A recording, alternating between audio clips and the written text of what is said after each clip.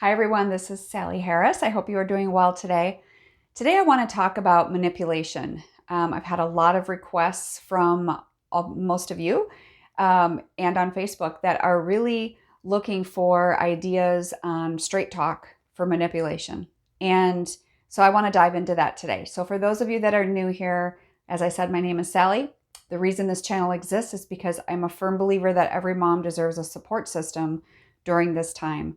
This is not a time in life that you ever could have prepared for, and it's not an easy situation to go through. And so it's something that I went through for about 10 years of my life, and now I do this. I do one-on-one and group coaching with moms to help them regain their own life and get out of the pit of despair themselves. So let's get started. In regards to manipulation, I guarantee that you're sick of it, or you wouldn't be watching this video, right? You're tired of it, you're sick of it. And you probably ask yourself, why? Why is this happening? What happened? Why is this happening? And what you need to realize with manipulation is that your adult son or daughter who's going through this situation are more than likely a master manipulator. And the reason I say that is because if you think about it, if your child's on drugs, or if they're on the street, or they're living any type of a lifestyle like that, they have to do that for survival, right? That's their survival skills. And that puts you on a roller coaster as well. And if you're really, truly ready to get off that roller coaster, then I hope that some of these tips will help you. First of all, your child does not want to be controlled, okay? We see that even in teenagers, right? They don't want to be controlled, although when they're younger, it's different, right? It's your responsibility to make sure that they're safe, make sure that they're, doing X, Y, Z. Well, when they're an adult, you do not have that control, even though us moms think that we do all the time, right? So, number one is stop enabling. And I know that sounds really easy. You could say, okay, Sally, well, I stop enabling, then what?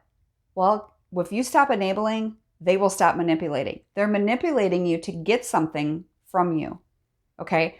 Just like if you look at the whole street scenario, or drugs or whatnot, they have to manipulate their way through life to get what they need or want. And so you're no different as a parent when you're having that conversation with them, okay? So stop enabling, but also in your responses to them, be firm, loving, and non-controlling in your response to them. So what does that look like? So let's say that most of our adult children will be very nice if, let's say, they are manipulating, and they'll be very nice to you until they get a no answer from you. And then everything breaks loose, right? Well, stop reacting to that behavior.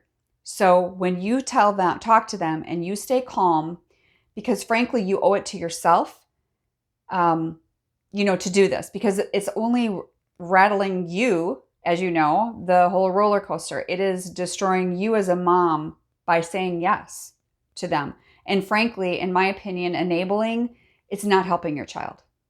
Okay? Not in any way, shape, or form. It's a difference between enabling and helping. That's a whole nother video.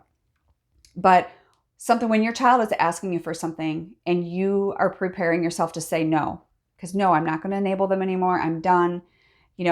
Obviously creating boundaries and all of that is really important. But the short and fast answer is you could tell them, or you could say to your son or daughter, you owe it to yourself. Say you owe it to yourself to be part of your own solution. I hear you, but I'm not comfortable with doing that. I hear you, but I'm not comfortable with giving you that money, or taking you here or there, or, filling out your job application for you. I hear that a lot. Finding a job for your adult child who's very capable of doing that on their own. So I know a lot of moms are struggling with a lot of these things. Setting effective boundaries is crucial as well. And there's videos out there on that as well I've done. And just remember that consistency is key. And it's hard. It's not an overnight fix. And I'd be lying if I said it was. So I want you to think about that. So this is not an overnight fix. I want you to stop taking on the blame that is not yours. We feel hurt, and so we take on their responsibility that they have. You could ask them, why do you hate me so much? That was a common one for me. Why do you hate me so much? Because we're dying for answers. And we're trying to picture how the heck we got in this spot to begin with. But rescuing a child from self-sabotage is impossible. I'm going to say that again. Rescuing a child from self-sabotage is impossible. So what are some things that you could do better as a mom?